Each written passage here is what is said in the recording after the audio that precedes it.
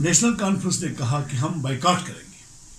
मैं फारूक साहब से कहना चाहूँगा, मैं ग्रास रूट का एक वर्कर हूँ और मैं ग्रास रूट पे देख रहा हूँ कि फारूक अब्दुल्ला साहब की पार्टी जो है वो गांव-गांव घूम रहे हैं, घर-घर घूम रहे हैं, वो अपने कैंडिडेट खड़े कर रहे हैं, वो इंडिपेंडेंट इलेक्शन लड़ाना चाहते हैं, वो अपने कैंडिडेट को खड़ा कर रहे हैं। मुझे लगता है कि पीडीपी का भी यही रोल है और लोगों को पता चलेगा कि नहीं जी, नेशनल कॉन्फ्रेंस और पीडीपी ने इलेक्शन में हिस्सा नहीं लिया है और ये एक ड्रामा है। भारतीय जनता पार्टी तैयार है इलेक्शन लड़ने के लिए और भारतीय जनता पार्टी ही नहीं तैयार है, इन्होंने भी अपनी तैयारी करके रखी है।